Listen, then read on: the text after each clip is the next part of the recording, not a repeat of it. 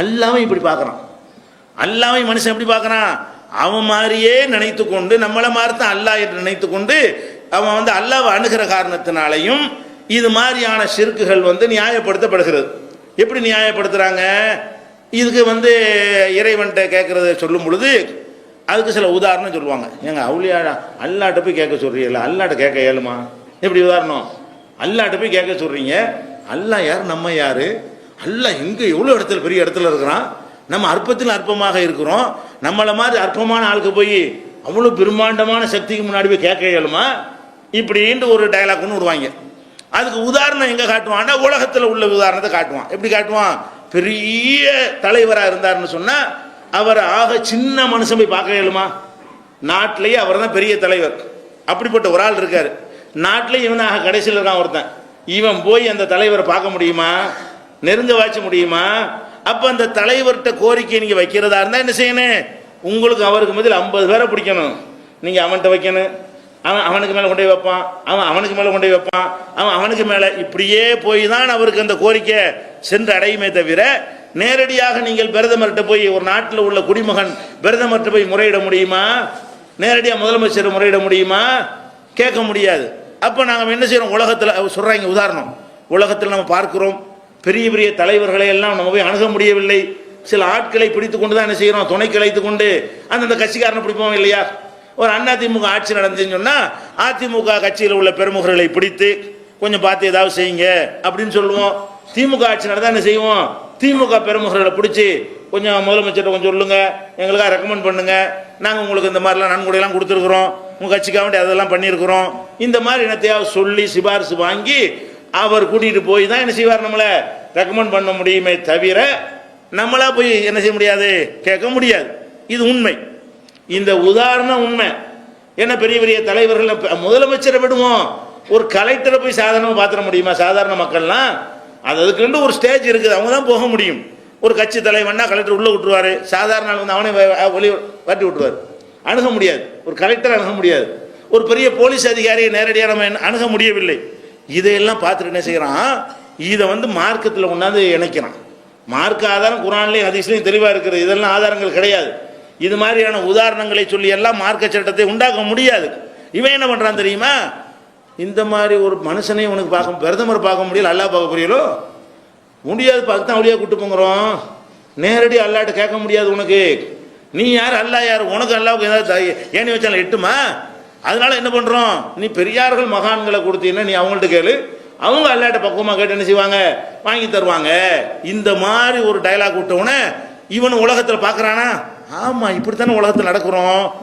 உலகத்தில் இந்த மாதிரி தான் நம்ம வாழ்க்கையே இருக்குது. நம்ம நேரடியாக போய் கேட்க முடியலையே. அப்போ இவங்களே கேட்க முடியாது, அல்லாவை சாதாரணமாக பார்க்குறாங்க. நம்ம சாதாரணமாக்குறோமா? இவன் பிரதமரே பார்க்க முடியல, முதலமைச்சரே பார்க்க முடியலங்கும் போது இவன் அல்லாவை அதை விட மட்டமாக பார்க்குறாங்க. நீ எப்படி அல்லாவை போய் பார்க்க முடியும்? நீ எப்படி அல்லாட்ட நேரடியாக கேட்க முடியும்? அதுக்கு தான் இந்த இடையில பெரியார்கள் தேவை. புரோக்கர் ஏன்டா வச்சுக்கிறேன்னு கேட்டால் என்ன காரணம் சொல்கிறான்? இந்த மாதிரி ஒரு காரணத்தை சொல்கிறான். இது பேசிக்காவே இது சொல்வதற்கு காரணம் என்ன தெரியுமா? ஒரே ஒரு அடிப்படை எனக்கு விளங்கலை. என்ன விளங்கலை? அல்லாஹ் வேற, மனுஷன் வேற. ஒரே ஒரு அடிப்படை என்னது? அல்லாஹ்வை மனிதனை போல ஒப்பிட்டு பார்க்க முடியுமா? அல்லாஹ்வுக்கு ஒரு காரியம் உதாரணம் சொல்வதாக இருந்தால் மனிதர்கள்ட்ட உள்ள உதாரணம் எப்படி அல்லாஹ்வுக்கு பொருந்தும்? பொருந்தாது. அல்லாஹ் குர்ஆன்ல என்ன செய்யறான்னு கேட்டால், என்னை பற்றி பேசும்போது உதாரணம் சொல்லிவிடாதீங்க, ஆதாரம் சொல்லுங்க. என்னுடைய தகுதிக்கு ஏற்றவாறு சிந்தித்து நீங்கள் பேச வேண்டுமே தவிர உதாரணம் காட்டி பேசக்கூடாது. அல்லாஹ் குர்ஆன்ல சொல்றான், ஃபலா தல்ரிபு லில்லாஹில் அம்சால், அல்லாஹ்வாகிய எனக்கு நீங்கள் உதாரணங்கள் சொல்லக்கூடாது. இந்த மாதிரி மந்திரி, பிரதமர், முதலமைச்சர் அந்த விளையாட்டுலாம் என்ன செய்யக்கூடாது, ஏன் விஷயத்தில் சொல்லக்கூடாது. இன்னல்லாஹ யஅலமு அன்தும் லா தஅலமூன், நான் தான் அறியக்கூடியவனா இருக்கேன், உனக்கு ஒன்றும் தெரியாது.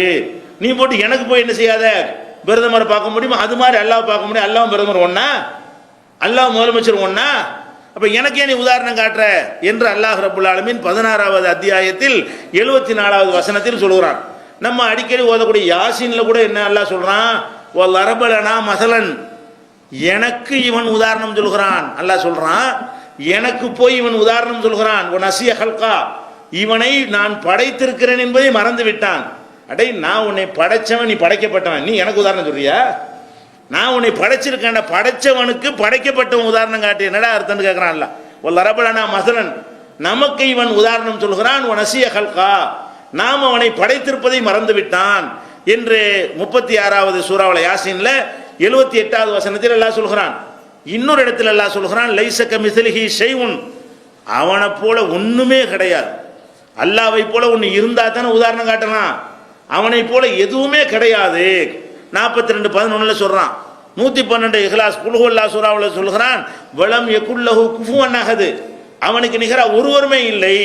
ஃபர்ஸ்ட் விளங்க வேண்டிய விஷயம் என்ன தெரியுமா? இந்த மாதிரி யாராவது உதாரணம் சொன்னாங்கன்னா, ஏன்பா நீ பிரதமரையும் அல்லாவையும் ஒப்பிடுறியப்பா, பிரதமர் எல்லாம் ஒன்னா, முதலமைச்சரை கொண்டாந்து ஜாயிண்ட் பண்ணி அது மாதிரி தான் நீ எல்லாம் நினைக்கிறிய, அந்த மாதிரி தான் அல்லாவும் இருக்கிறான் என்று கேட்டால் அந்த வாதம் அடிபட்டு போயிடுது. அல்லாஹ் விஷயத்துக்கு ஆதாரங்களை தான் காட்டணும். குர்ஆன்ல இருந்து காட்டு, ஹதீஸ்ல இருந்து காட்டு, இந்த மாதிரி அல்லாஹ் அனுமதிச்சிருக்கிறான்னு சொல்லு, நாங்களும் செய்கிறோம். அதை அல்லாஹ் அனுமதிச்சா நம்ம மறுக்க போறோம்?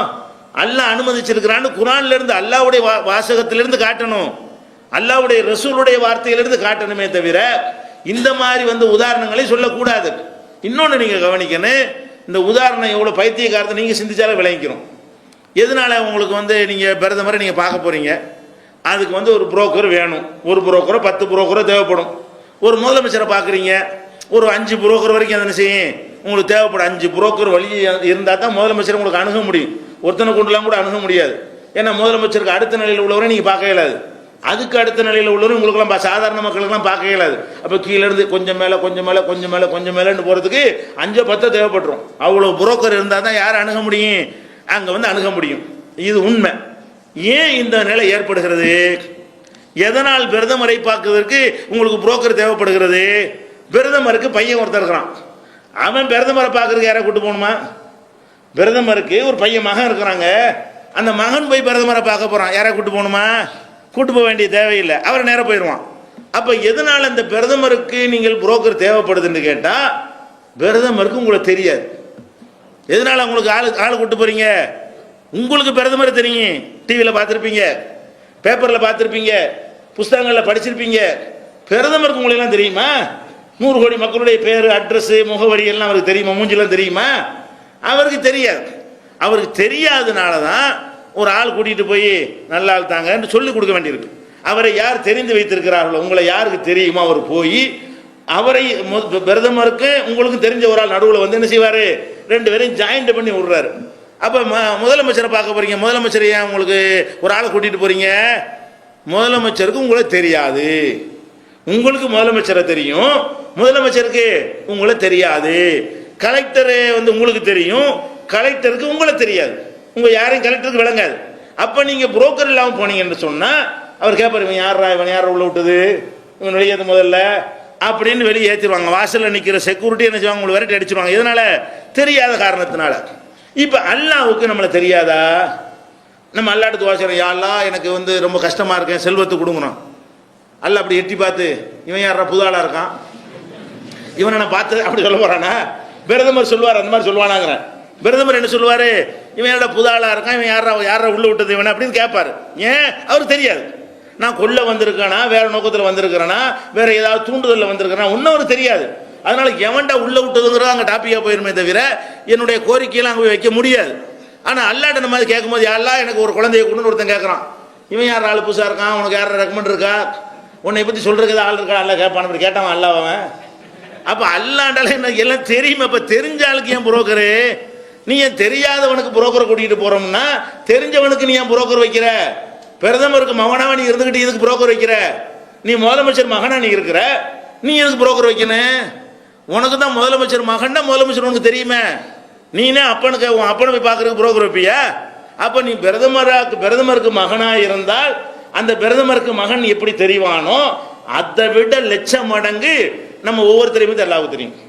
ஒரு தகப்பனுக்கு மகனை எந்த அளவுக்கு தெரிஞ்சிருக்குமோ அதை விட லட்சம் மடங்கு அல்லாஹ்வுக்கு தெரியுமா இல்லையா? அப்போ நம்ம அல்லாஹ்ட்ட கேட்கும்போது என்ன செய்வோம்? நேரடியாக கேட்டோம்னா இவன் உன்னை ஆளை கூட்டிகிட்டு வா, உனக்கு ரெக்கமெண்ட் கூட்டிகிட்டு வான்னு அல்லாஹ் சொல்லுவான்னு நினைத்தால் இது எவ்வளோ பெரிய கேவலமானது, அல்லாஹ்வுக்கு இறைத்தன்மைக்கு எவ்வளோ பங்கம் விளைவிக்கக்கூடியது. அப்படி ஒருத்தன் இருந்தால் அவன் அல்லாஹ்வுக்கு தகுதியற்றவனாகிறான். இவங்க சொல்கிற மாதிரி இருந்தால் அந்த அல்லாஹ் நமக்கு என்னதுக்குண்ணே நல்ல ஏமாத்தலாமா? அல்லாஹ்வை நம்ம செய்கிற ஒன்றுமே தெரியாது, யாராவது சொல்லி கொடுத்தா தான் தெரியும்னா நம்ம எல்லா பாவமும் செய்யலாமே, அவனுக்கு தெரியாத. அப்போ என்ன அயோக்கியத்தனம் பண்ணாலும் அவனுக்கு தெரியாது. நம்ம யாராவது கூட்டிகிட்டு போய் என்ன செய்வோம்? தப்பிச்சுக்கிறோன்னு வந்துருமே. அவன் அம்புட்டையும் அவனே நேரடியாக பார்த்துக்கிட்டு இருக்கிறான். அவன் பார்க்கறதுன்னு பத்தாம 2 மலக்கு வர நிப்பாட்டி அவரை தனியாக ரெக்கார்டு பண்ண சொல்றான். அதுவும் பத்தாதுன்னு கழுத்துல ஒரு சிப்பை மாட்டி வச்சுக்கிட்டு அதுலயும் எல்லாம் ரெக்கார்ட் ஆகிற மாதிரி வச்சிருக்கேன்னு நல்லா சொல்றான். இப்படி பலவிதமான ரெக்கார்டுகளை நமக்கு எதிராக வைத்துக்கொண்டு கண்காணித்து கொண்டிருக்கும் பொழுது, நம்முடைய அனைத்து டீட்டெயில் அவனுக்கு தெரிந்து கொண்டிருக்கும் பொழுது, அவனுக்கு எதுக்கு புரோக்கர், எதுக்கு அவனுக்கு எதுக்கு இடைத்தரகர், எதுக்கு இந்த அவுளியாவை கூப்பிடுற காரணம் சொல்றான். அவுளியாவை கூப்பிடுற காரணம் சொல்றேன்னு சொல்லிக்கிட்டு அல்லாவை கேவலப்படுத்தி விட்டான். அல்லாவை ஒண்ணுமற்றவன் ஆக்கிட்டான்.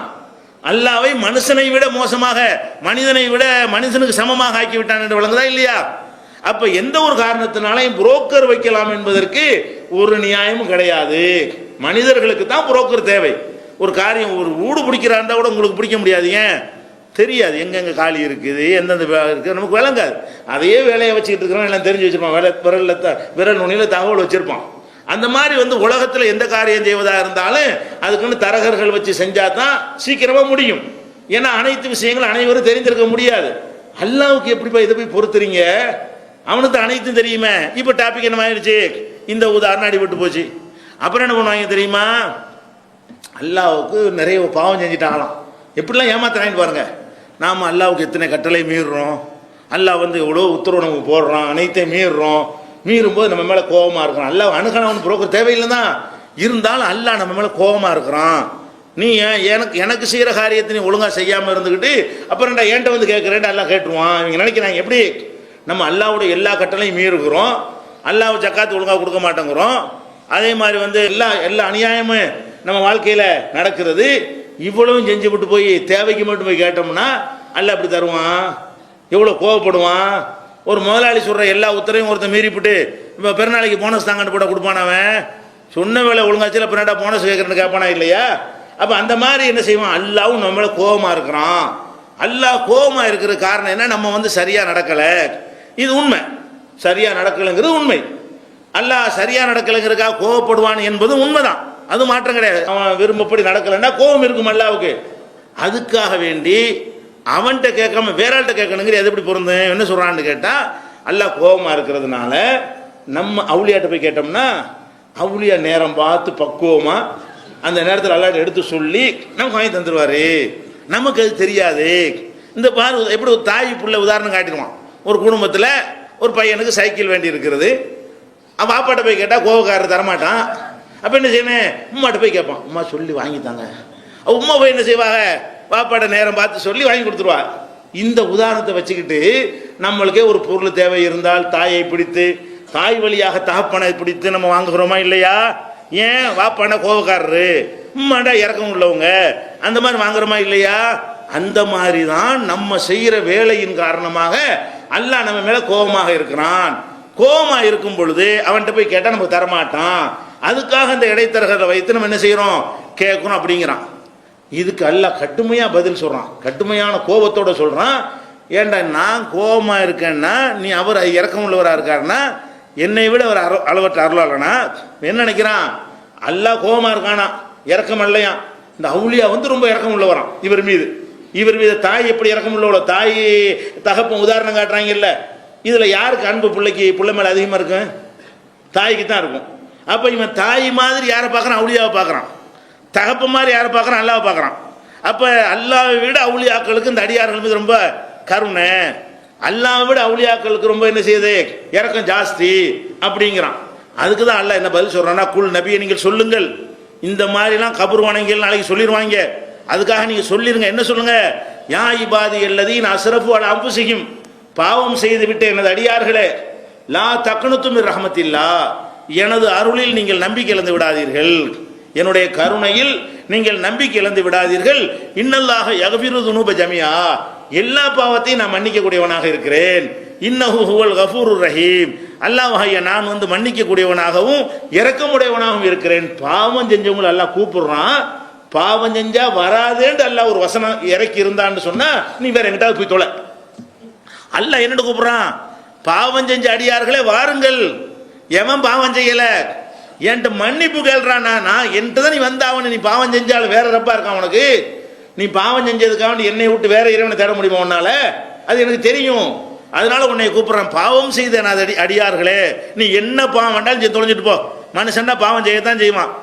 என்கிட்ட வந்து மன்னிப்பு கேளு, என்கிட்ட சரணடைஞ்சிரு, என்னிட்ட உதவிகள் நான் தான் எல்லாத்தையும் மன்னிக்க ரெடியா இருக்கிறேனே, பாவிகள்லாம் வராதே, புரோக்கரை கூட்டிட்டு வேண்டா சொல்றான்ல. எப்படி சொல்றான்? யா இபாதி அல்லதீன அஸ்ரஃபு அலா அன்ஃபுஸிஹிம், தனக்குத்தானே அநீதி இழைத்துக் கொண்ட பாவம் செய்து விட்ட எனது அடியார்களே, லா தக்னது மின் ரஹ்மத்தில்லா, அல்லாஹ்வின் அருளில் நம்பிக்கை இழந்து விடாதீர்கள். இன்னல்லாஹ யக்ஃபிரு துனூப ஜமியா, அனைத்து பாவங்களையும் நான் மன்னிக்க கூடியவனாக இருக்கிறேன் என்று 39:53 பொது அழைப்பு விடுகிறான் பாவிகளுக்கு. புரோக்கர் வேண்டியது இல்லைங்கிறதுக்காக வேண்டி. இன்னொரு இடத்துல எல்லாம் சொல்லி காட்டுகிறான், ஒமை யக்னுத்து மின் ரஹ்மத்தி ரப்பிஹி இல்லல்லாஹூன், வழிகட்டவனை தவிர வேற எவனும் அல்லாஹ்வுடைய ரஹமத்தில் நம்பிக்கை இழக்க மாட்டான். எதுக்கு நம்பிக்கை இழக்கிற? நீ பாவம் செஞ்சா என்னடா? அல்லாஹ்வுடைய கருணையில் எதுக்கு நம்பிக்கை இழக்கிற? நான் பாவம் செஞ்சாலும் அவன் எனக்கு கருணை செய்வான், நான் பாவம் செஞ்சாலும் அவன் மன்னிப்பான், நான் பாவம் செஞ்சாலும் என் மீது இரக்கம் காட்டுவான், அவன் அளவற்ற அருளாளனா இருக்கான் நீ நினைக்கணுமே தவிர நான் பாவி அவன் என்னை கண்டுக்கிற மாட்டான் அப்படின்னு எப்ப நினைக்கிறியோ நீ வழிகேடன் என்று அல்லாஹ் சொல்லுகிறான். 15:56 சொல்லுகிறான். அதே மாதிரி இன்னொரு இடத்துல சொன்னா காஃபிருங்கிறான். யார? என் மீதெல்லாம் அல்லாஹ் கருணை செய்ய மாட்டான்னு ஒருத்தன் சொன்னான்னு வைங்க, அந்த வினாடி அவன் காஃபிர் ஆயிடுறான். அல்லாஹ் சொல்லி காட்டுகிறான், லா தை அஸூ மின் ரௌஹில்லா, அல்லாஹ்வுடைய அருளில் நீங்கள் நம்பிக்கை இழந்து விடாதீர்கள். இன்னஹு லா யைஅஸ் மின் ரௌஹில்லாஹி இல்லல் கௌமுல் காஃபிரூன், காஃபிர்கள் தான் அல்லாஹ்வுடைய அருளில் நம்பிக்கை இழப்பார்கள். நான் உனக்கு கருணை செய்ய மாட்டேன்னு நான் சொன்னனா? நீ பாவம் செஞ்சா என்னை நெருங்காதன்னு சொன்னனா? பாவம் செஞ்சா நீ யாரையாவது புரோக்கரை கூட்டிட்டு வான்னு சொன்னனா? என்னை கூப்பிடுறான், நான் தர்றேன்னு சொல்லிட்டு இருக்கிறேன், அப்புறம் என்ன நம்பிக்கை இல்லைன்னா நீ காஃபிரு, நீ என்னை நம்ப வேண்டிய விதத்தில் நம்பலைங்கிறான் அல்லாஹ். அப்போ அல்லாஹ் கோபமா இருக்கும், அதனால எங்களுக்கு அணுக முடியல, அதனால இரக்கமுள்ள அவுலியாக்களை தேடுகிறோம்னு சொன்னீர்களே, ஆனால் அந்த ஒரு சொல்லுனாலேயே நம்ம காஃபிர் ஆகி விடுவோம். இது 12வது சூராவில் 87வது வசனத்தில் சொல்கிறான், வல்லதீன கஃபரு பி ஆயாத்தில்லாஹி வ லிகாயிஹி, அல்லாஹ்வை சந்திப்பதையும் அல்லாஹ்வுடைய வசனங்களையும் யார் நிராகரிக்கிறார்களோ, உலாயிக்க யைஸு மின் ரஹ்மத்தி, அவர்கள்தான் எனது அருளில் நம்பிக்கை இழப்பார்கள். அல்லாஹ்வுடைய அருளில் நீங்க நம்பிக்கை இழந்தீங்க என்று சொன்னா நீங்க அல்லாஹ்வை மறுக்கிறீர்கள், அல்லாஹ்வுடைய வசனங்களை மறுக்கிறீர்கள் என்று பொருள் சொல்லி 29வது சூராவில் 23 அல்லாஹ் சொல்லி காட்டுகிறான். அதனால அல்லாஹ்வை பொறுத்த வரைக்கும் அவன் அளவற்ற அருளாளன் என்று நீங்க இன்னும் சொல்ல போனா அல்லாஹ் சொல்றான், கதப ரப்புக்கும் அலா நஃப்ஸிஹிர் ரஹ்மா, உங்கள் இறைவன் தன் மீது ரஹமத்தை கடமையாக்கி கொண்டான். அவன் உங்களுக்கு அருள் செய்ய வேண்டிய தேவையெல்லாம் இல்லை, அவனா என்ன செய்யறான்? அவனுக்கு யாரை கடமையாக்க முடியுமா? அவனா எழுதிக்கிறான், நான் இந்த அடியார்களுக்கு கருணை காட்டுவது என் மீது கடமை, அவனுக்கு அவனே கடமையாக்குறான், வேற எவன் ஆக்க முடியாதுல. இறைவன் சொல்லி காட்டுகிறான், கதப ரப்புக்கும் அலா நஃப்ஸிஹிர் ரஹ்மா, தன் மீது ரஹமத்து செய்வதை அருள் செய்வதை இறைவன் கடமையாக்கி கொண்டான். அவனுக்கு கட்டாய கடமை, உங்களுக்கு கருணை செய்வது அவனுக்கு கட்டாய கடமை. அந்த கடமை எவனும் ஆக்கினது இல்லை, அவனே ஆக்கி கொண்டது. அல்லாஹ் தனக்குத்தானே கடமையாக்கி கொண்டான் என்று 6வது சூராவில் 54 வசனத்தில் அல்லாஹ் சொல்கிறான். ஃபயின் கதபூக்க, நபியே உங்களை அவர்கள் பொய்யர்கள் என்று கருதுவார்களே, ஆனால் ஃபுக்குல் நீங்கள் சொல்லுங்கள், ரப்புக்கும் து ரஹ்மத்தின் வாசியா, உங்கள் இறைவன் விசாலமான கருணையுடையவன், அதனால தப்பிச்சிட்டு இருக்கேன்னு சொல்லுங்கிறான். பொய்யாக்குன்னா அழிச்சிடணுமா இல்லையா? அப்போ கூட அழிக்க மாட்டேன், விசாரணமான கருணை உடையவன் என்று நீங்கள் அங்கே சொல்லுங்கள் என்று 6:147 சொல்றான். இன்னொரு இடத்துல சொல்றான், அல்லாஹ் கோபக்காரனா இருந்தான்னு வைங்க, 700 கோடி மக்கள்ல 70 பேர் தான் மிச்சமா இருப்பான், அப்படியும் காலி பண்ணிடுவான். அவ்வளவு தப்பு பண்றான் மனுஷன். கோபத்துக்காக வேண்டி அவன் கோபத்தை காட்டினான்னு வைங்க, எவனையாவது விட்டு வைக்க தகுதி இருக்கா நம்ம யாருக்காச்சும்? உலகத்தில் வாழ்கிற மக்கள்ல எல்லாருமே அல்லாஹ்வுடைய கட்டளை என்ன செய்யறோம்? பெரிய அளவுல சின்ன அளவுல மீறி கொண்டு தான் இருக்கிறோம். அது அல்லாஹ் சொல்றான், ரப்புக்கல் கஃபூரு துர் ரஹ்மா, உங்களுடைய இறைவன் மன்னிக்க கூடியவனாகவும் இரக்கமுள்ளவனாகவும் இருக்கிறான். லவ் யு ஆஹிதுஹும் பிமா கஸபு, அவர்கள் செய்கிற தீய காரியத்திற்காக அவர்களை பிடிப்பதாக இருந்தால் ல அஜ்ஜல லஹுமுல் அஸாப், வேதனையை உடனே இப்பவே தந்திருப்பான். தரல, அல்லாஹ் இல்லைங்கிறான், அவனுக்கு சோறு கொடுக்குறான். 2 அல்லாங்கிற அவனுக்கு சோறு போடுறான், அல்லாஹ் பதவியை கொடுக்குறான், அந்தஸ்தை கொடுக்குறான், மரியாதையை கொடுக்குறான், உடனே பிடிக்க மாட்டேங்கிறான். இதெல்லாம் கருணைக்கு அடையாளமா இல்லையா? நம்ம செய்கிற செயலுக்கு உலகத்தை அழிச்சு பண்ணு, அந்த உலகமே தேவையில்லைன்னு முடிச்சிடணும். ஒரு 100-200 பேர் தேர்வான், ஒட்டு மொத்தமாக பார்த்தீங்கன்னா 100 மார்க் எடுக்கிறான், அவங்க கூட 100 எடுக்க முடியாது. ஏதோ பாஸ் மார்க் எடுக்கிறான், அவ்வளவுதான் தேரக்கூடியவனா இருக்கிறான். அந்த அளவுக்கு அல்லாஹ் கருணை செய்யக்கூடியவனா. அவன் மேல இதுக்கு நம்பிக்கை இழக்கிற? அப்ப நீ எவ்வளவுதான் பாவம் செய்தாலும் அவன்கிட்ட தான் நீ சரணடையுமே தவிர, நம்ம அவுளியாட்ட போய் அவுளியா நமக்கு வாங்கி தருவாங்கன்னு எப்ப நினைக்கிறியோ, அல்லாஹ்வை கொடூரனாக நீ பார்க்கிறாய். அவனை கருணையற்றவனாக பார்க்கிறாய். அவனை விட இந்த செத்துப்போன ஆட்கள் உன் மீது அதிக இரக்கம் உள்ளவர்கள் என்று நீ பார்க்கிறாய். உனக்கு ரஹ்மான் இவங்களாயிடுறாங்க. அல்லாஹ் ரஹ்மானா இருக்கிறதுக்கு பதிலாக உனக்கு ரஹ்மான் யாரு? அல்லாஹ் கொஞ்சம் கருணை உள்ளவன், அவுலியா ரொம்ப கருணை உள்ளவர், ரஹ்மான் அளவற்ற அருளாளன் என்று நீ அவுலியாவை ரஹ்மானாக்க பார்க்குற. அதனால இந்த உதாரணங்கள்லாம் நிற்காது. எந்த உதாரணம்? அல்லாஹ் நம்ம பாவியாக இருக்கிறோம், அல்லாஹ் கோபமாக இருக்கிறான், அதெல்லாம் கிடையவே கிடையாது. இன்னும் சொல்ல போனால் ரசூல் ஸல்லல்லாஹு அலைஹி வஸல்லம் ஒரு வார்த்தையில் அடிச்சிட்டாங்க. நீங்கள் பாவிகளாக இருந்தால் மகான்கள் பாவமற்றவர்கள் பேச்சுக்கு வச்சுக்கிறோம். மகான் பாவம் செய்கிறவன தான் இருப்பான். அதில் எந்த மகானாக இருந்தாலும் சரி, அதில் டவுட்டே கிடையாது. கொஞ்சம் கம்மியாக செய்வான், பாவம் செய்யாட்டி மனுஷனே கிடையாது. அது நீங்கள் புரிஞ்சுக்கிறோன்னு ஒரு பேச்சுக்கு வச்சுக்கிடுவோம். பாவமே செய்யாத ஆள்னு வச்சுக்கிடுவோம். நீங்கள் பாவம் செய்கிறீங்க, பாவம் செஞ்சுட்டு மன்னிப்பு கேட்டீங்கன்னா இதை எப்படி எல்லாம் எடுத்துக்கிறான் தெரியுமா? ரசூல் ஸல்லல்லாஹு அலைஹி வஸல்லம் சொல்கிறாங்க, ஒருத்தன் அல்லாஹ்ட்ட தௌபா செய்து மன்னிப்பு கேட்டானேயானால் பாலைவனத்தில் தன்னுடைய ஒட்டகத்தை தவற விட்டவன் திரும்ப கிடைத்த பிறகு எவ்வளவு சந்தோஷப்படுவானோ அதை விட அல்லாஹ் அதிக சந்தோஷப்படுறான். பாலைவனத்தில் போயிட்டு இருக்கிறீங்க, ஒட்டகத்தில் போறீங்க, ஒட்டகத்தை திடீர்னு காணா போச்சு, தண்ணி சாப்பாடு அந்த ஒட்டகத்தெல்லாம் இருந்துச்சு. இப்போ தப்பிச்சு வர முடியுமா? உங்களுக்கு பாலைவனத்தில் நடந்து போய் கடக்க முடியாது. அங்கனே செத்து கருவாடா போயிட வேண்டியதுதான், யாரும் வரவும் மாட்டான் உதவிக்கு. அந்த மாதிரி நீங்கள் மாட்டிக்கொள்ளும் போது ஒரு அரை மணி நேரம் அப்படி கண்ணை இறந்து தூங்குறீங்க, முழிச்சு பார்த்தா ஒட்டகம் முன்னாடி நிற்கிது. எவ்வளோ சந்தோஷமா இருக்கேன். ஒட்டகம் காணா போச்சுன்னு நம்பிக்கை இழந்து மூர்ச்சையாகி விழுந்து திடீர்னு முழிச்சு பார்த்து அந்த ஒட்டகம் முன்னாடி நின்றா எவ்வளோ சந்தோஷமா இருக்கேன். இதை விட அல்லாஹு அஃபுரஹு, அல்லாஹ் இதுக்கு மேலே சந்தோஷப்படுறான். இதை பார்த்து ஒரு அடியான் பாவத்தையெல்லாம் செஞ்சு விட்டியா, அல்லாஹ் நான் தெரியாமல் செஞ்சுட்டேன்ல, நீ உன்னை விட்டா யார் மன்னிப்பா, நீ தான் மன்னிக்கணும்னா போனா போதுன்னு எல்லாம் மன்னிக்க மாட்டான், சந்தோஷத்தோடு மன்னிக்கிறான். என் அடியானை பார்த்தீர்களா, அவனுக்கு ஒரு எஜமான் இருக்கான், எவ்வளோ விளங்கி இருக்கிறான், பாவத்தையும் செஞ்சுவிட்டு மன்னிக்கிறதுக்கு நான் ஒருத்தன் இருக்கிறேன், என்ன செஞ்சாலும் நான் மன்னிச்சிருவேன், எவ்வளவு என்னுடைய கருணையை புரிந்து வைத்திருக்கிறான் என்று சொல்லி அல்லாஹ் சந்தோஷப்படுவான் என்று நபிகள் நாயகம் ஸல்லல்லாஹு அலைஹி வஸல்லம் சொல்லக்கூடியது புகாரியில் 6308வது ஹதீஸில் இடம்பெற்றிருக்கிறது. அதனால் நீங்கள் என்ன விளங்கிறனே, இந்த மாதிரியான உதாரணம், எந்த உதாரணம்? முதலமைச்சர், மந்திரி, கவர்னரு, பெரியார்கள், சின்ன ஆட்கள், இந்த உதாரணங்கள்லாம் அல்லாஹ் விஷயத்தில் ஈடுபடாது. அதே மாதிரி நம்ம பாவம் ரொம்ப செஞ்சிருக்கிற காரணத்தினால் நம்ம அவனை அணுக முடியாது என்று நினைப்பீர்களே, ஆனால் இது மாதிரியான உதாரணங்களும் அல்லாஹ்விடத்தில் ஈடுபடாது. காரணம், அல்லாஹ்வுக்கு உதாரணம் காட்டக்கூடாது. இன்னும் இது சம்பந்தமாக அவர்கள் எடுத்து வைக்கக்கூடிய வியாக்கியானங்கள்லாம் இருக்கிறது. இன்ஷா அல்லாஹ் அது அடுத்தடுத்த வழிபாட்டையும் தனிநபர் வழிபாட்டையும் நியாயப்படுத்தக்கூடியவர்கள் திருக்குரானிலிருந்து நபிகள் நாயகம் ஸல்லல்லாஹு அலைஹி வஸல்லமுடைய பொன்மொழிகளிலிருந்து அதற்கு ஆதாரம் காட்ட முடியாமல் நடைமுறையில் உள்ள உதாரணங்களை வைத்து அந்த பலதெய்வ வணக்கத்தை, தர்கா வழிபாட்டை நியாயப்படுத்தி வருவதை நம்ம பார்க்கிறோம். நேற்றைய தினம் இவர்கள் சொல்லக்கூடிய சில உதாரணங்களை நம்ம பார்த்தோம்.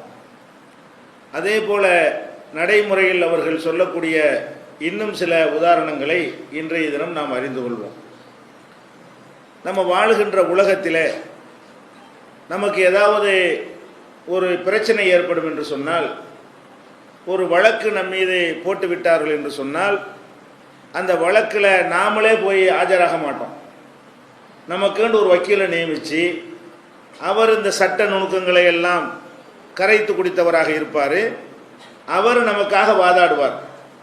நம்ம இவர் சொல்கிறக்கெல்லாம் தலையாட்டுவோம். நீங்கள் இப்படி சொல்லுங்க பாரு, ஆமான்னு நம்மளும் சொல்லுவோம். இந்த மாதிரி சொல்லாதீங்கன்னு சொல்லுவார். அதே மாதிரி நம்மளும் நடந்து கொள்வோம். அப்போ நமக்கு ஒரு பிரச்சனை ஒரு நீதிமன்றத்தில் நடக்கக்கூடிய நேரத்தில் நேரடியாக நாமளே அந்த வழக்கை நடத்தி நம்ம பார்த்துருக்குறோமா? இல்லை. வழக்கறிஞர் நம்ம படிச்சிருந்தோம்னு சொன்ன வேண்டாம், செஞ்சுக்கலாமே தவிர வக்கீலாக நம்ம இல்லை என்று சொன்னால் நம்ம ஒரு வக்கீலை வச்சு தான் ஒரு விஷயத்தை நம்ம சாதித்துக் கொள்கிறோம். அந்த மாதிரி தான் நாங்கள் மறுமையில் எங்களுக்கு வக்கீலாக இருப்பதற்கு தான், மறுமையில் எங்களுக்காக வாதாடுவார்கள் என்பதற்காகத்தான் நாங்கள் இந்த பெரியார்கள்லாம் பிடிக்கிறோம். இவங்க என்ன செய்வாங்கன்னு கேட்டால், எங்களுக்காக வேண்டி அல்லாஹ்ட்ட வாதாடி எங்களுக்கு பெற்று தருவாங்க. இந்த காரணத்தினால தான் இப்படி செய்கிறோங்கிறாங்க. இவர்கள் இந்த உலக விஷயத்துக்கு இதெல்லாம் சரி. ஒரு வக்கீல் பிடிக்கிறதுக்கு அவசியம் இருக்கிறது. ஏன் அவசியம் இருக்கிறது? நீதிபதியாக இருக்கக்கூடியவர் மனிதர். அவருக்கு நம்ம மேலே சுமத்தப்பட்டிருக்கிற குற்றச்சாட்டு உண்மையா பொய்யான்னு அவருக்கு தெரியாது. அவர் நீதிபதி உட்கார்ந்துருக்கிறவருக்கு நான் ஒரு கொலை செஞ்சிட்டேன்னு வழக்கு போட்டான்னு வைங்க, நான் கொலை செஞ்சேன்னு அவருக்கு தெரியுமா? நான் செய்யலன்ட்டு தெரியுமா? அவருக்கு ஒன்றுமே தெரியாது. அப்போ அவர் எதை வச்சு தான் உண்மையை அறிந்து கொள்கிற நிலையில் இருக்கிறார் என்று கேட்டால் வாதங்களை வச்சு தான் அறிந்து கொள்வார். உன் வாதத்தை சொல்லு, உன் ஆதாரத்தை கொடு, நீ உன் ஆதாரத்தை கொடுன்னு கேட்பார். ரெண்டு வாதங்களையும் ரெண்டு ஆதாரங்களையும் பார்த்துவிட்டு இந்த வாதங்களிலிருந்து இந்த ஆதாரங்களிலிருந்து இவர் கொலை செஞ்சார் என்று தெரிய வருகிறது அல்லது கொலை செய்யவில்லை என்று தெரிய வருகிறது என்று தீர்ப்பளிக்கிறார். அப்ப நீதிபதிகளுக்கு வக்கீல் தேவை என்பதற்கு என்ன காரணம் என்று கேட்டால் நீதிபதிகளுக்கு அறிவீனம் இருக்கிறது.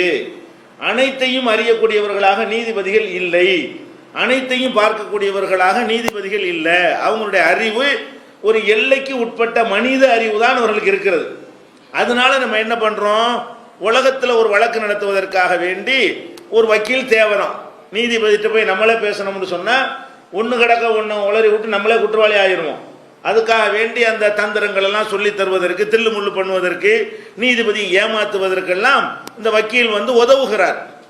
இப்ப இவர்கள் அல்லாஹ்வுடைய விஷயத்துக்கு இதை உதாரணம் காட்டுறாங்களே, கொஞ்சமாவது இறை அச்சம் இருந்தால் இப்படி உதாரணம் காட்ட முடியுமா? அப்ப அல்லாஹ்விடத்தில் நம்ம எல்லாம் நிறுத்தப்பட்டிருக்கிறோம். நிறுத்தப்படும் பொழுது நாம என்னென்ன செஞ்சோங்கிறது அல்லாஹ்வுக்கு தெரியுமா தெரியாதா? அல்லாஹ் நம்ம மேல குற்றப்படுத்திருக்கே தர்றான். இந்தா உன் மீது உள்ள குற்றம், இந்த படிச்சு பார்த்துக்க, புஸ்தகத்தை கையில் தந்துருவான். எக்கர கிதாபக, உன்னுடைய புஸ்தகத்தை படித்து பார். கஃபாபி நப்சிக்கல் யௌம அலைக்க ஹசீபா, உனக்கு மார்க் போடுவதற்கு நீயே போதுமானவன், நான் ஒன்று தனியாக போட வேணாம்டா, நீ செஞ்சலாம் தருக்கு பேப்பரில் இருக்கு பாரு, இதுக்கு என்ன மார்க் போடலாம் நீனே சொல்லு என்று அல்லாஹ் என்ன செய்வான், நம்ம மூஞ்சில் ஒதுக்கி பேப்பர் தந்துடுவான். வலது கையில் கொடுப்பான், இடது கையில் கொடுப்பான். அப்போ நமக்கு என்னென்ன செஞ்சோம் என்பதெல்லாம் அங்கே ரெக்கார்டாகி தெரிஞ்சு அதனுடைய காப்பியை நம்ம கையில் அல்லாஹ் என்ன செய்யறான், தந்துட்டான் என்று சொல்லும் பொழுது இதில் வக்கீலுக்கு என்ன வேலை இருக்குது? நான் என்ன செஞ்சேங்கிறது அவன் ஜட்ஜ்மெண்டா என்கிட்ட அவனே தந்துடும் பொழுது இவர் எந்திரிச்சுக்கிட்டு வக்கீல் வந்து மாற்றி பேச போறாரா? இப்போ நம்ம வந்து ஒருத்தனுக்கு மோசடி பண்ணிட்டேன், அது அந்த ரெக்கார்டில் இருக்குது. அல்லாஹ் தரக்கூடிய ரெக்கார்டில் என்ன இருக்கு, நீ இத்தனாம் தேதி இன்னாருக்கு இவ்வளோ மோசடி பண்ணனேன்ட்டு அல்லாஹ்வுடைய குற்றப்பத்திரிகையில் தந்திருக்கிறான். உடனே அவுளியா எந்திரிச்சு யாரெல்லாம் மோசடிலாம் பண்ணலாம் பாரா, நீ மோசடி பண்ணதா எழுதியாச்சு, எல்லாம் எழுதி வச்சிருக்கிறான். இவர் எந்திரிச்சு என்ன செய்ய போறாருங்கிறான், யாரெல்லாம் தவறான தகவல் நீ பதிவு பண்ணியிருக்கிற, அவர் மோசடிலாம் பண்ண கிடையாது, நல்ல மனுஷன் அவரு, இப்படி இப்படியா அப்படி இருந்தால் நீங்கள் சொல்ல ஒத்துக்கலாம். இந்த மாதிரி அல்லாஹ் ஒன்று கிடக்க ஒன்று எழுதி வச்சிருப்பான்னு சொன்னால் இந்த வக்கீல் போய் கரெக்ஷன் பண்ணுவார், திருத்துவார், நம்மளை காப்பாற்றுவாருங்கிற ஒத்துக்கலாம். அவன் தான் வக்கீலுக்கு வேலை இல்லாமல் அறிந்தவனாக இருக்கிறானே, நீதிபதி மாதிரி அவன் இருக்கிறான். மனிதர்கள் இருக்கிற நீதிபதிகளுக்கு எப்படி இந்த உண்மையான நிலவரங்கள் தெரியாதோ அந்த நிலையிலே அல்லாஹ் இருக்கிறான். எல்லாம் தெரிஞ்சு வச்சிருக்கும் பொழுது இவருக்கு என்ன ரோல் இருக்குதுங்க, இவர் என்னத்து சொல்ல போறாருங்கிறேன். நான் செஞ்ச தப்ப செய்யலைன்ற போறாரா, நான் செய்யாத அமல்களை எல்லாம் நான் செஞ்சேன்னு சொல்லிட போறாரா, நான் ஒரு அமலுமே செய்யலை, அங்கே வந்துட்டு அல்லாஹ் இவர் மாதிரி ஒரு அமல் செஞ்ச ஆளே கிடையாதுன்னு அல்லாட்ட சொல்லி வாத திறமையில் அல்லாஹ்வை நம்ப வச்சு சாதகமான தீர்ப்பு வாங்கி தந்துருவாரா? அங்கே எதுக்கு வக்கீலுங்கிறேன், மனித நீதிபதிகளுக்கு தான் வக்கீல் வேணும். அப்போ இதை நம்ம சிந்தித்து பார்க்கும் பொழுது அல்லாஹ்வே பிழையாக தீர்ப்பளிக்கக்கூடியவன், அதை வந்து இவர்கள் திருத்துவார்கள்ங்கிற அர்த்தம் அதில் வருது. அல்லாட்ட வாதாடுறதுக்கு வக்கீல் நீ வைக்கிறேன்னு சொன்னாலேயே என்ன அர்த்தம், நீ வந்து அல்லாஹ் வந்து சரியா தீர்ப்பளிக்க மாட்டான், தப்பு தப்பா தீர்ப்பளிப்பான், அந்த தப்பை இவர் தான் கரெக்ட் பண்ணுவாரு. அல்லாஹ் நல்லவனை கெட்டவனாக்கி போடுவான், கெட்டவனை நல்லவனாக்கி போடுவான். அவுளியா வந்து திருத்தம் பண்ணி நல்லவனை நல்லவனாகவும் அல்ல கெட்டவனை கெட்டவன, அதான அர்த்தம் ஆகுது. அல்லது என்ன வரும், அல்லாஹ் சரியா தீர்ப்பளிச்சா கூட அவர் திறமையில் அல்லாஹ் ஏமாத்தி போடுவாரு, அந்த அர்த்தமாவது வரும். ஒன்று வந்து அல்லாஹ் தப்பா செய்யறான் அவர் திருத்துறாருங்கிற அர்த்தம் வரும். இல்லைன்னா என்ன வரும், அல்லாஹ் கரெக்டா சொன்னா கூட அவர் எந்திரிச்சு வாதம் பண்ணி நல்லவனை கெட்டவர்னு ஆக்கிடுவார். அப்படி வக்கீல் செய்வார். கொலகாரனை காப்பாற்றி கொண்டு வர்ற வக்கீல்லாம் இருக்கிறாங்க, அப்பாவிய கொலகாரன் ஆக்கி விட்டு உள்ள தள்ளுற வக்கீல்கள்லாம் இருக்குதான் செய்யறாங்க. அப்போ உலகத்தில் எப்படி வக்கீல்கள் தங்களுடைய வாத திறமையினால் நல்லவனை கெட்டவனாகவும் கெட்டவனை நல்லவனாகவும் ஆக்கி விடுகிறார்களோ அந்த வேலையை அங்கே செய்வதற்கு வாய்ப்பு இருந்தால் நீங்க வக்கீல் வைங்க. அங்க வாய்ப்பு இருக்குதா? அந்த அவ்வளவுதான், அல்லாஹ்வுடைய நாலேஜ் அவ்வளவுதானா? அப்ப அல்லாஹ்வை ஏமாத்திட முடியுமா? அப்ப இப்படி அவர்கள் சிந்தித்து பார்க்காமல் என்ன செய்யறாங்க, சிபாரிசு பண்ணி எங்களை சொர்க்கத்துக்கு கூட்டு போயிடுவாங்க அப்படின்னா எப்படி, இது எப்படி சாத்தியமாகும்? இதை நம்ம பார்த்துக்கிறோம். அதே மாதிரி வந்து இந்த வக்கீல்னு சொல்றதன் மூலமாக இந்த அவுலியான்னு இவன் நினைக்கிறான், அவங்களையும் கேவலப்படுத்துறான். வக்கீலுடைய வேலை என்ன, கட்சிக்காரனுக்கு சாதகமா எல்லா தில்லுமுள்ளும் பண்ணுவார் வக்கீல். கட்சிக்காரன் காசு கொடுத்துட்டான்னு சொன்னா போய் வக்கீல்கிட்ட சொல்லவே செஞ்சிருவாங்க, நான் கொலை பண்ணிவிட்டு என்னை காப்பாற்றுங்க. அப்படி தான் கேஸை எப்படி கொடுப்பாங்க? நான் தான் கொலை பண்ணினேன், கேஸை போட்டாங்க, தப்பிக்க நீங்கள் தான் வழி சொல்லணும். அப்போ நீ இன்னென்ன மாதிரி சொல்லு, இன்னென்ன மாதிரி ரெக்கார்டை உண்டாய்க்க, என்னைக்கு கொலை நடந்ததா இருக்கோ அந்த தேதியில் நீ பெங்களூரில் இருந்த மாதிரி ஒரு லாட்ஜில் போய் ஒரு ரசீது வாங்கி வச்சுக்க. இப்படி எல்லாம் வக்கீல் என்ன செஞ்சுட்டு தருவாங்க, உங்களுக்கு தந்திரங்கள்லாம் சொல்லி தருவாங்க. அப்போ இந்த அவுலியாவுடைய வேலை என்னன்னு கேட்டால் தில்லுமுள்ளு பண்ணுறதுங்கிறாங்க. இவங்க வக்கீல் வைக்கிறேன்னு சொல்வதன் மூலமாக இந்த அவுலியா என்ன செய்ய போறாரு? தில்லுமுள்ளு ஃப்ராடு. அல்லாவே இங்கே கேவலப்படுத்துறான். வக்கீல்னு சொல்வதன் மூலமாக அவரையும் கேவலப்படுத்துறாங்க. அங்கே என்னத்துக்கு வக்கீலுக்கு என்ன வேலை இருக்கிறது? படைத்த இறைவனை பொறுத்த வரைக்கும் ஃபார்மாலிட்டி தான் விசாரணை, நல்லா வணங்கிக்கணும். அல்ல அங்கே விசாரித்து பார்த்து அங்கே தான் உண்மையை கண்டறிய போகிறானா? இப்போ நம்மளாம் நிப்பாட்டி வச்சுக்கிட்டு என்னென்னே தெரியாமல் சூனியமாக எல்லாம் நின்று கொண்டு அப்போ விசாரணை நடத்தி ஒவ்வொரு விஷயத்தையாக கரெக்ட் பண்ணி இது தவறு இது சரின்னு செய்ய போகிறானா? அங்கே வந்து அந்த அரசுலேருந்து வந்து உட்காரும் போது அவளும் ஜட்ஜ் தீர்ப்போடு வந்து உட்கார்ந்துருக்கிறானா? அனைத்து தெரிஞ்சுக்கிட்டு வந்து நிற்கிறானா? அல்ல எல்லா விவரத்தையும் விரல் நுனியில் வச்சுக்கிறோன்னு சொல்கிறோம் இல்லையா? அந்த மாதிரி அவன் கைவசத்தில் வைத்து கொண்டு என்ன செய்யறான்? ஃபார்மாலிட்டி கேட்குறான், சும்மா கேட்குறான். கேட்டு தெரிஞ்சு கொள்ள வேண்டிய அவசியமே கிடையாது. அனைத்தையும் கேட்காமலே அவனுக்கு தெரியும். அப்போ இதை விளங்கி பார்த்தார்களே ஆனால் இந்த மாதிரி உதாரணம் காட்டுவார்களா அல்லாஹ்வை கேவலப்படுத்தி? இன்னும் சொல்ல போனால் குர்ஆன்லையாவது ஹதீஸ்லையாவது அந்த மஹ்ஷருடைய நிலைமையில் இந்த வக்கீல் இந்த மாதிரி வேலையெல்லாம் நடக்குங்கிற மாதிரியாவது நமக்கு ஆதாரம் கிடக்கிறதா? இல்லை. நம்ம தேடி பார்த்தோம்னு சொன்னால் அல்லாஹ் என்ன சொல்கிறான் தெரியுமா? மஹ்ஷரில் எல்லாம் நிற்கிறோம், கோடான கோடான கோடான மக்கள் இருக்கும். ஆதம் அலைஹிஸ்ஸலாத்திலிருந்து உலகம் அழியிற வரைக்கும் எத்தனை லட்சம் கோடி பேர் இருக்காங்கன்னு தெரியாது. அத்தனை லட்சம் கோடி பேர் என்ன செய்வாங்க? இறைவன் முன்னால் நிறுத்தப்பட்டு நிற்போம். நிற்கும் போது அல்லாஹ் சொல்லி காட்டுகிறான், யௌம யகூமு ரூஹு வல் மலாயிகத்து, ஜிப்ரீல் அலைஹிஸ்ஸலாம் நிற்பார், வானவர்களும் நிற்பார்கள், சஃபன் அணி அணியாக நிற்பார்கள். இந்த விசாரணைக்கு வரும் பொழுது என்ன செய்வாங்க? வானவர்கள்லாம் அணி அணியாக நிற்பார்கள், ஜிப்ரீலும் அதில் ஒருத்தராக நிற்பார். லாயத்தை கல்லமூன, வாயை திறந்து அவங்களும் பேச முடியாது. இல்லாமன் அதினலஹு ரஹ்மான், ரஹ்மான் யாருக்கு அனுமதி கொடுக்கிறானோ அவரை தவிர யாரும் என்ன செய்ய முடியாது, அங்கே பேச முடியாது. அங்கே வந்து வக்கீலுக்கு வேலையே கிடையாதுங்கிறான்ல. வாயை திறக்க பேசாமல் இருக்கணும், வாயை திறக்கிறது வேலையே இல்லை. இது வந்து 78வது அத்தியாயத்தில் 38வது வசனத்தில் எல்லாம் சொல்லி காட்டுகிறான். அதுக்கு முந்தின வசனத்தில் எல்லாம் சொல்லி காட்டுகிறான். 78:37 ரப்பி சமாவாத்தி வல்லர்லி வமா பைனஹுமா, வானம் பூமி அதற்கு இடைப்பட்டவைகளுக்கெல்லாம் அவன்தான் இறைவன். அர் ரஹ்மான், அவன் அளவற்ற அருளாளன். லா யம்லிகூன மின்ஹு கிதாபா, அவன் முன்னிலையில் பேசுவதற்கு கூட இவர்களுக்கு அதிகாரம் கிடையாது. அல்லாஹ்வுக்கு முன்னால் நின்று கொண்டு ஏதாவது பேசுவதற்கு ஏதாவது ஒரு ஆனர் அப்ஜெக்ஷன் சொல்லுவாங்களே, அதுக்கெல்லாம் அங்கே இடம் இருக்குன்னு நினைக்கிறீங்களா? வாயை திறக்க இயலாது, பேசாம நிற்கணும். கூப்பிட்டு என்னப்பான்னு கேட்டால் தான் வாயை திறக்கணும். அங்கெல்லாம் இறைவன் முன்னாடி நிற்கக்கூடிய நேரத்தில் முந்தி கொண்டு பேசுறதுக்கு எந்த வாய்ப்பும் யாருக்குமே கிடையாது என்று 78:37 சொல்றான். தப்பி தவறி பேசிவிட்டா என்ன செய்யறதுங்கிறதுக்கா எல்லாம் என்ன பண்றான்னு கேட்டா பேச மாட்டான். பயத்திலேயே பேச நினைச்சாலும் பேசாத அளவுக்கு ஒரு ஏற்பாடு செய்யறான். என்ன பண்றான்? அல் யௌம நஹ்திமு அலா அஃப்வாஹிஹிம், இன்றைய தினம் அவங்களுடைய வாய்களுக்கு சீல் வைத்து விட்டோம். அங்க மஹ்ஷர்ல நிற்கும் போது சீல் வாய்க்கு தான், வாயினால் துறக்க முடியாது. ஒத்து கல்லிமுனா ஐதீஹிம், அவங்களுடைய கைகள் நம்மிடத்தில் பேசும், அந்த பேச்சுக்கு தான் அனுமதி இருக்கிறது. ஓ தஷ்ஹத் அர்ஜுலுஹும், அவங்களுடைய கால்கள் நம்மிடத்தில் சாட்சி சொல்லும். பிமா கானு யக்ஸிபூன், அவர்கள் என்னென்ன செய்தார்கள் என்பதை எது பேசுமா? கையும் பேசும், காலும் பேசும், வாய் பேசாது. அப்ப நம்மளை கொண்டு அங்க நிப்பாட்டின உடனே என்ன செய்யும்? யாரெல்லாம் இந்த கையை கொண்டு தான் இந்த மாதிரிலாம் பண்ணனா, கை நமக்கு எதிராக பேசுங்க. நம்ம கை நமக்கு எதிராக பேசும், நம்முடைய கால்கள் நமக்கு எதிராக சாட்சி சொல்லும். அந்த காலத்தில் கை எப்படி பேசும், கால் எப்படி பேசும்லாம் சொன்னாங்க. இந்த காலத்தில் அப்பெல்லாம் கேட்க முடியாதுங்க. எது ஏதோ பேசுது. பிளாஸ்டிக்லாம் பேசுதா இல்லையா? செல்போன் பேசுதா இல்லையா? ஐபேட் வச்சுட்டு பேசுதா இல்லையா? அதில் உள்ள அடக்கி வச்சுக்கிட்டு ஒரு மாதம் படிக்கிற அளவுக்கு பாட்டெல்லாம் ஏற்றி வச்சிருக்கிறாங்க, அது பேசுது. அப்போ அது மாதிரி அல்ல, அதை ரெக்கார்டு பண்ணி பேச வைக்கிற மாதிரி இதை பண்ண முடியாதா?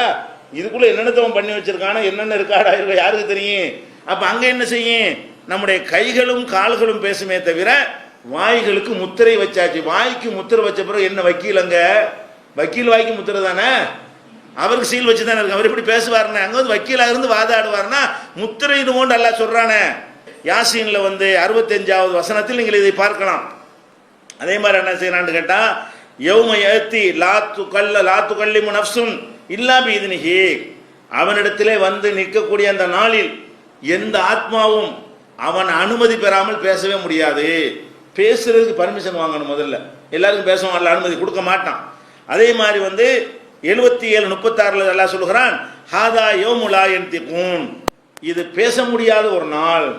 இது வரைக்கும் வாய் இருக்குன்னு என்னென்னலாம் பேசுனீங்கல்ல, அதுக்கு முடிவு கட்டுற நாள் இதுதாங்கிறான்ல. ஹாதா யௌமுலா யன்திகூன், இது இவர்களுக்கு பேச இயலாத ஒரு நாள்.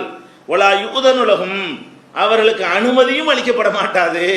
இது பேச முடியாத நாள், அவர்களுக்கு அனுமதியும் அளிக்கப்பட மாட்டாது. ஃபயாத்ததிரூன், அனுமதி அளிச்சாதான போலி சமாதானங்கள் அவர்கள் சொல்வார்கள். நான் ஏன் இதை செஞ்சேன் என்று கேட்டால் நம்ம சொல்லுவோம்ல, செய்யறலாம் செஞ்சு விட்டு ஏன்பா லேட்டுன்னு கேட்டா, ஏன் லேட்டுன்னு கேட்டா அந்த அப்படின்னு ஒரு காரணம் சொல்லுமா இல்லையா? ஒரு தப்பை செஞ்சுட்டான்னு சொன்னா நம்ம விசாரிக்கும் போது என்ன செய்வான், அதுக்கு என்னத்தையாச்சும் வாப்பாக்கு தலைவலி மாக்கு இது அப்படி இப்படி எந்தையாவது போய் சொல்லிக்கிட்டு என்ன செய்யறது, சமாளிக்குவோம்ல. அதெல்லாம் அங்கே நடக்காது. பேசதான் அனுமதி இல்லை, அப்புறம் சமாதானம் சொல்றது. அப்ப பேசுறதுக்கு அனுமதியும் அளிக்கப்பட மாட்டாது. ஃபயாத்ததிரூன், அப்படி இருந்தால் அல்லவா அவர்கள் சமாதானம் கூற முடியும் என்று 77வது அத்தியாயத்தில் 36வது வசனத்தில் அல்லாஹ் சொல்லி காட்டுகிறான். அதே மாதிரி ரசூல் ஸல்லல்லாஹு அலைஹி சொல்றாங்க, பேசுறது யாருக்காவது அனுமதி கொடுப்பானா? அப்ப கொடுப்பான். யாரு கொடுப்பான்னு பாருங்க. வலா யத்தகல்லமு யௌமைதின் அஹதுன், நபிகள் நாயகம் ஸல்லல்லாஹு அலைஹி வஸல்லம் சொல்றாங்க, அன்றைய தினத்திலே மஹ்ஷர்ல எங்க வக்கீல நியமிக்கிறோங்கிறானோ அந்த வக்கீலை நியமிக்கிற இடத்துல என்ன நடக்கும் என்று கேட்டால், வலா யத்தகல்லமு யௌமைதின் அஹதுன், அன்றைய தினத்திலே ஒருவனும் பேச மாட்டான், இல்லர் ருசுலு, தூதர்களை தவிர. அந்த மஹ்ஷர்ல பேசுறதா இருந்தால் ரசூல்மார்கள் மட்டும்தான் பேசுவார்கள். பேசுவார்கள்டா என்ன, உங்களுக்கு பேசுவான்னு நினைச்சிட்டு இருக்கிறீங்களா?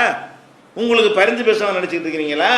பேசுவாங்கன்னு கேட்டா, ஓ கலாமுர் ருசுலி யௌமைதின் அல்லாஹும்ம சல்லிம் சல்லிம், ரசூல்மார்கள் என்ன பேசுவாங்கன்னு கேட்குறீங்களா? இறைவா எங்களை காப்பாத்து என்று பேசுவார்கள். ரசூல்மார்கள் தவிர வேற யாரும் பேச முடியாதான். அந்த ரசூலும் என்ன பேசுவார்கள் என்று கேட்டால், அல்லாஹும்ம சல்லிம், அல்லாஹும்ம சல்லிம், இறைவா என்னை காப்பாத்திரு, என்னை காப்பாத்து அல்லா, என்னை கடுமையை விசாரிச்சிடாது அல்லான்னு சொல்லி ரசூல்மார்கள் தான் பேசுவார்கள். அதுவும் தங்களை பற்றி தான் பேசுவார்கள், தங்களை காப்பாற்ற சொல்லித்தான் பேசுவார்கள். வேற யாருக்கு அந்த பேசுறதுக்கு அனுமதி கிடையாது. என்னைய காப்பாத்துன்னு கூட சொல்ல இயலாது, அடிச்சா அழுவ கூட இயலாது. அந்த மாதிரியான ஒரு உலகத்துக்கு வக்கீல் வைக்கிறாங்க. நான் பாருங்களேன், மறுமையில் போய் நின்று கொண்டு வக்கீல் வச்சு நான் தப்பிச்சுக்கிறேன். எப்படி இப்போ இறைவனை பற்றி உன்னுடைய மதிப்பு தான் என்ன? உன் உள்ளத்தில் இறைவனை பற்றி வைத்திருக்கிற அந்த கண்ணியம் தான் என்ன? நம்மளை மாதிரி தானே மனிதன்ட்டு இருக்கக்கூடிய எல்லா விதமான பலவீனங்கள் அறியாமையும் உள்ளவனாகத்தான் நீ இறைவனை மனசுல நீ கற்பனை பண்ணி வச்சிருக்கிறியா? அப்ப அந்த இறைவனை ஏத்துக்கிட்டா அப்படி எல்லாம் ஒத்துக்குருவான்? அது இறைவனை கேவலப்படுத்தக்கூடிய ஒரு நம்பிக்கை இல்லையா? இந்த மாதிரி எல்லாம் என்ன செய்யுது நம்ம பார்க்கிறோம். அதே மாதிரி அல்லாஹ் சொல்றான், இந்த கை கால்லாம் பேசும்ல, பேசும்போது கூட ஒரே ஒரு பேச்சு மட்டும் ஒரு அனுமதி இருக்குது. நம்ம கை எதிராக பேசுமா, நம்மள்கிட்ட பேசிக்கலாம். ஏன்டா அந்த மாதிரி பேசுற, அவனே என்ன செய்வானா, அது நடக்குமா? அல்லாட்ட பேசலாதான். அத்தா இதாமா ஜாவுஹா, அவர்கள் அனைவரும் அந்த மஹ்ஷர் மைதானத்துக்கு வந்த உடனே ஷஹித அலைஹும் சம்முஹும் அபுசாருஹும் ஜுலூதுஹும், அவங்களுடைய செவிகள், அவங்களுடைய பார்வைகள், அவங்களுடைய தோள்கள் எல்லாம் அல்லாஹ்விடத்தில் அவர்களுக்கு எதிராக சாட்சி சொல்லும். அவங்க கேட்பாங்க, ஜுலூதிஹிம், தங்களுடைய தோளை பார்த்து கேட்பார்கள், லிம ஷஹித்தும் அலைனா, எங்களுக்கு எதிராக ஏன் நீங்க சாட்சி சொன்னீங்க? எங்கள்கிட்ட ஒரு அங்கமா இருந்து கொண்டு எங்களுக்கு எதிராக ஏன் சாட்சி சொன்னீர்கள்? அப்ப அந்த தோள்கள் எல்லாம் அவனுக்கு பதில் சொல்லுமா. அந்த பேச்சு நடக்கும், அவங்களுக்குள்ள பேசிக்கிடுவாங்க. உலகத்துல அல்லாட்ட பேச முடியாதான், எங்க பேசிக்கிடுவாங்களாம், அவங்களுக்குள்ள பேசிக்கிடுவாங்களாம். அப்ப அந்த தோல் சொல்லுமா, அன்தகனல்லாஹுல்லதி அன்தகக்குள்ள செய்யின், எல்லாத்தையும் பேச வச்சுக்கிறான்ல, எங்களையும் பேச வச்சுக்கிறான், நாங்களா பேசுறோம், பேச வைக்கிறான், நாங்க என்ன பண்றது அப்படின்னு சொல்லிட்டு அந்த தோள்கள்லாம் என்ன செய்யுமா, அவனுக்கு பதில் சொல்லும் என்று 41வது சூறாவுல 22வது வசனத்தில் இருக்கிறது. அப்ப இதுல என்ன வழங்குறோம்? பேசுறது வக்கீல் இதுக்கெல்லாம் வேலையே கிடையாது. மறுமை நாள்ல அவன் எடுக்கிற மாலிக்கு யௌமித்தீன் தான். அவனுக்கு பேரே என்ன? நியாய தீர்ப்பு நாளின் அதிபதி. அவன் நியாய தீர்ப்பு நாள் இருக்குல்ல, இன்னைக்கு இப்போ அதிபதி, இப்போ அதிபதியா இருந்தாலும் அவன் அதிபதி வேலையை பார்க்கல. சில விஷயங்களை நீ வச்சுட்டு போங்கிறான்ல, வழங்க வீட்டை நீ கட்டிக்க, கார் நீ சொந்தமாக்கிக்க, நாட்டை பிரதமராக இருந்துக்க, நீ முதலமைச்சராக இருந்துக்க, நீ கலெக்டராக வச்சுக்க, இது இது ஏன் இதுன்னு சொல்லிட்டு போ என்று முழு அதிகாரத்தை அவன் வைத்துக் கொள்ளாம போனா போடான்னு கொஞ்சம் கொஞ்சம் விட்டு கொடுத்துருக்கான். இந்த உலகத்துல அங்க முழு அதிகாரத்தை கையில வச்சிருப்பான். நியாய தீர்ப்பு நாள்ல மாலிக்கு யௌமித்தீன், நியாய தீர்ப்பு நாளின் முழு அதிபர் அவன் தான், முழு அதிகாரி. இன்னும் கேட்பான்ல, எப்படி கேட்பான்? லிமனில் முல்குல் யௌம், எல்லாரும் எழுப்பிட்டு எல்லாம் கேட்பானா, லிமனில் முல்குல் யௌம், இன்னைக்கு யாருக்கிட்ட அதிகாரம்? ஏன் இது இதுண்டிய இன்னைக்கு எவனுக்கு அதிகாரம்? அவனே பதிலையும் சொல்லிக்கிறான், லில்லாஹில் வாஹிதில் கஹார், அடக்கி ஆளுகிற ஏகனாகிய எனக்குத்தான் அதிகாரம், எவனுக்கு அதிகாரம் கேள்வி அவனே கேட்டுக்கிட்டு அதுக்கும் பதில் சொல்ல முடியாது. ஒருத்தனும் நல்லா என்ன செய்வான், லில்லாஹில் வாஹிதில் கஹார், எனக்கு தான் அதிகாரம். அந்த மாதிரியான ஒரு உலகம் இருக்குன்னு நம்பக்கூடிய ஒரு முஸ்லீம் வந்து நமக்கு வக்கீல் பேசி தருவாங்க, அது தருவாங்க, எப்படி இதெல்லாம் சரியா வரும்? இவங்க வந்து இறைவனை மறுத்தவர்கள் தான் இவங்கெல்லாம் இறைவனை நம்பினார்கள் எடுத்துக்கொள்ளவே இயலாது. இறைவன் ஒரு மனுஷனை போல நம்பினா இறைவனை நம்பினது ஆகுமா? இறைவனை இறைவனாக நம்பினா தானே இறைவனை நம்பினது ஆக முடியும். மனிதனை போல ஒரு ஒரு ஒரு அறிவியனாக, ஒரு விவரம் கெட்டவனாக இவன் கடவுளை பற்றி நினைச்சிருந்தான்னு சொன்னா அது இறைவனை நம்பியதாக ஆகாது. இந்த ஒரு விஷயத்தை விளங்கினாலே இதெல்லாம் அடிபட்டு போய்விடும். அடுத்து என்ன செய்வாங்கன்னு கேட்டா, நம்ம அனுபவத்தில் கண்ட பெரிய உதாரணம் தஞ்சாவூர்ல. நம்ம அப்பதான் தௌஹீத் களத்தில் இறங்குறோம். அப்ப தஞ்சாவூர்ல என்ன செய்யறாங்கன்னா 1980 நினைக்கிறோம், 81 82 நினைக்கிறோம். அப்ப தஞ்சாவூர்ல வழிமார்கள் மாநாடுன்னு ஒரு மாநாடு போட்டாங்க. இந்த வழிமார்கள் மாநாடுண்டா என்ன? வழிமார்களை போய் வணங்குங்கன்னு சொல்ற ஒரு மாநாடு போடுறாங்க. போட்டது யாருங்கிறீங்க? ஜமாத் உலமா சபை போடுகிறது. ஜமாத் உலமா சபை தௌஹீத் இப்போ அதெல்லாம் மாறி போயிடுச்சு. இப்ப அப்ப ஜமாத் உலமாவே தர்கா வழிபாட்டை நியாயப்படுத்தி கொண்டிருந்தார்கள். ஒட்டுமொத்தமா ஆலிம்களுடைய ஒரே வேலை என்னன்னு கேட்டா அந்த தர்கா வழிபாட்டை நியாயப்படுத்துவது, பள்ளிவாசலுக்கு போய் வழிபடக்கூடிய மக்களை அப்புறப்படுத்துகிற நிலையில் தான். அதனாலதான் கோபித்து கொண்டு நம்ம வேகமா வெளியே இறங்கி என்ன செஞ்சோம், இவங்களை கொட்டத்தை ஒடுக்காத வரைக்கும் தௌஹீத் வளராதுன்றதான் வெளியே வந்தோம். அப்ப ஜமாத் உலமா உலமாக்கள் சபை இருந்த அந்த சபை என்ன பண்ணுதுன்னா வழிமார்கள் மாநாடுன்னு ஒரு மாநாடு போடுறாங்க. அந்த மாநாட்டில் ஒவ்வொரு உலமாவும் பேசுகிறார்கள். மார்க்க அறிஞர் சொல்லக்கூடியவன்லாம் என்ன பேசுகிறார்கள்? அல்லாஹ்ட்ட நம்ம கேட்க முடியுமா? அவுலியாட்டும் கேட்க வேண்டும். அல்லாஹ்வை நெருங்க நம்ம யாரு? நமக்கு எப்படி அல்லாஹ் தருவான்? இந்த மாதிரி வந்து பெரிய பெரிய உலமாக்கள்லாம் இன்னைக்கு பேசுகிறார்கள். உலமா இல்லாத ஆள்க 2 பேர் தான் மார்க்கத்தை பேசுறான். அன்னைக்கு உலமா பூரா சிறுக்க பேசுறான். 2 பேர். ஒருத்தர் வந்து காலஞ்சென்ற மறுமலர்ச்சி பத்திரிகையுடைய ஆசிரியர் யூசுப், நாவலர் யூசுப்னு சொல்லுவாங்க இல்லையா, அவர் முஸ்லீம் லீக்குள்ள ஒரு முக்கிய லீடராக இருந்தார். மறுமலர்ச்சின்னு வார இதை நடத்திக்கிட்டு இருந்தார். அவர் ஒரு ஆள் பேசினாரு, நீங்கள்லாம் வந்து இறைவனை வணங்குவதற்கு அழைக்கக்கூடிய ஒரு கூட்டமாக இருந்து கொண்டு நீங்க வந்து செத்துப்போன ஆட்களுக்கு ஆள் பிடிக்கிறதுக்கு ஒரு மாநாடு நடத்துறீங்க, நீங்கள்லாம் உலமாக்களை நாங்கள் வச்சு கேட்கிறாரு. அவர் பேசுறாரு யாருக்கு? மார்க்க அறிஞர் பட்டம் வாங்கினவங்களுக்கெல்லாம் தர்காவுக்கு போங்கன்னு மக்களை கூப்பிடுறாங்க. அதே மாதிரி இறந்து போன அப்துல் சமது முஸ்லீம் லீக்குடைய தலைவர் அவரும் அந்த மாநாட்டில் பேசுறாரு. அவரும் இதை கண்டிக்கிறாரு. இதெல்லாம் ஏகத்துவம் தான் இஸ்லாத்தின் அடிப்படை, இதெல்லாம் தேவையா? அங்கேருந்து போகிற மக்களை மீட்டெடுக்கிறதுக்கு பதிலாக நீங்கள் வழிமார்கள் மாநாடுன்னு போட்டு அங்கே வந்து அவங்களுக்கு ஆள் பிடிக்கிறீங்களேன்னு மார்க்க அறிஞர் என்று அறியப்படாத 2 பேர் மார்க்கத்தை பேசுகிறாங்க. மார்க்க அறிஞர்கள்லாம் இதை பேசுகிறாங்க. அப்போ அதில் வேலூர் பாக்கியாத்து சாலிஹாத், வேலூர் தாய் மதர்சா, அங்கேருந்து ஒருத்தர் வர்றாரு, ஒரு பெரிய உலமா. அந்த உலமா என்ன செய்கிறாரு? மக்கள்கிட்ட பேசுகிறாரு. எப்படி பேசுகிறாரு? நாம் அல்லாஹ்விடத்தில் கேட்கக்கூடாது, அல்லாட்ட துவா செய்யக்கூடாது, அல்லாட்ட கேட்கறதுக்கு நமக்கு தகுதியே இல்லை, பாவம் குற்றம், அல்லாட்ட அப்படின்லாம் கடுமையாக அது பாவமாக சொல்கிறாரு. அவுலியாக்கிட்ட தான் கேட்க வேண்டும். அவர் சொன்ன உதாரணம் என்ன தெரியுமா? அது உதாரணம், ஆதாரம் கிடையாது, குர்ஆன் ஹதீஸ்லாம் கிடையாது. அவர் என்ன ஆதாரம் வைக்கிறாருன்னு கேட்டால், நாம் வந்து இந்த தோசை சுடுறோன்னு வைங்களேன், சொல்கிறார் உதாரணம். அடுப்பில் நெருப்பு வச்சு நமக்கு தோசை தேவை இருக்கிறது, தோசை வேணும் என்று சொன்னால் தோசை மாவை நம்ம அடுப்பில் நேரடியாக ஊற்றுவோமா? பயங்கரமான ஆதாரத்தை கேட்குறாரு. அடுப்பை பற்றி வச்சுக்கிட்டு மாவை அள்ளி நெருப்பில் நேரடியாக ஊற்ற முடியுமா? முடியாது. தோசை கல் நடுவில் வைக்க வேண்டும். அந்த தோசை கல் தான் என்ன செய்யும்? தேவையான வெப்பத்தை அங்கே வாங்கி தேவையான அளவுக்கு அது கொடுத்து நமக்கு தோசையாக திருப்பி தரும். அப்ப நெருப்பு தான் அல்லாஹ், தோசைக்கல் தான் அவுலியா. ஒரு உதாரணம் காட்டுறேன். நெருப்பு வந்து அல்லாவா, தோசைக்கல் என்னவா? அவுலியாவா? நம்ம மக்கள் வந்து என்னது, பொதுமக்கள் வந்து தோசை சுடுறவங்க. அப்ப என்ன கேட்கிறாருன்னு கேட்டா, அப்ப இறைவன்ட்ட நீ கேட்க இயலுமா? இறைவன்ட்ட கேட்டீங்கன்னு சொன்னா நேரடியா நெருப்புல கொண்டை மாவு ஊத்துன மாதிரி அப்படின்னு சொல்லி இணைஞ்சாரு. அவர் பேசினார்.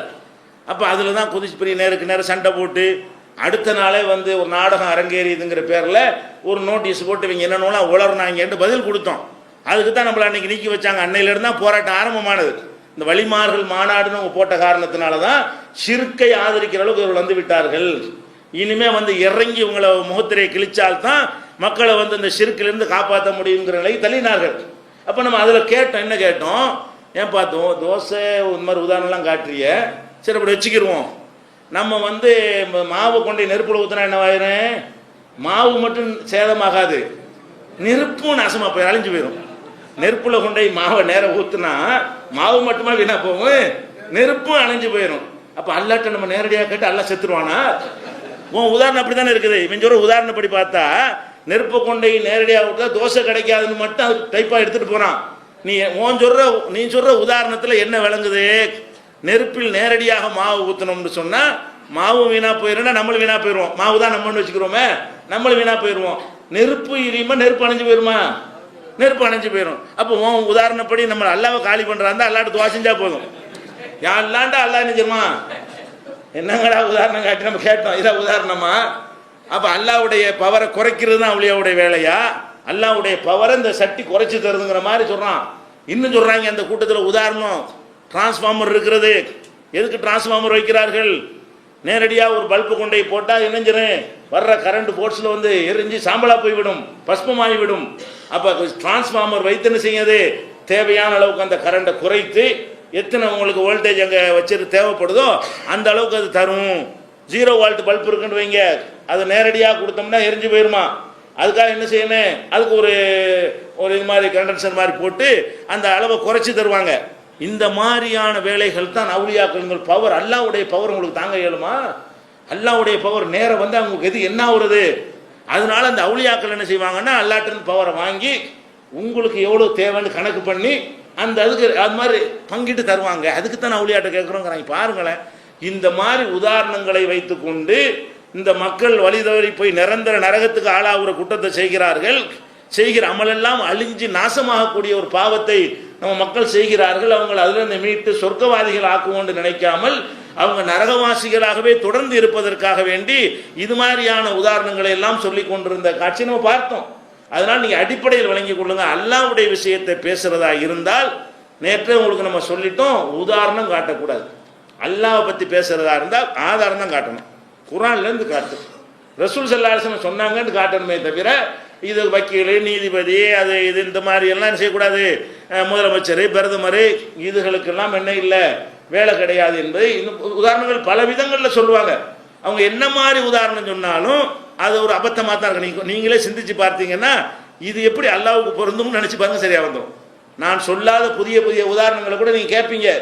எந்த உதாரணத்தை அவர்கள் சொன்னாலும் இது எப்படி அல்லாஹ்வுக்கு பொருந்தும், அல்லாஹ்வுக்கு மனுஷன் செய்கிற உதாரணம் மேட்ச் ஆகுமா, இது இவங்க என்ன அர்த்தத்தில் பேசுறாங்கன்னு சிந்திச்சு பாருங்க, உங்களுக்கு அதற்கெல்லாம் விடை கிடைக்கும். இதை நீங்கள் புரிந்து கொள்ள வேண்டும். அடுத்ததாக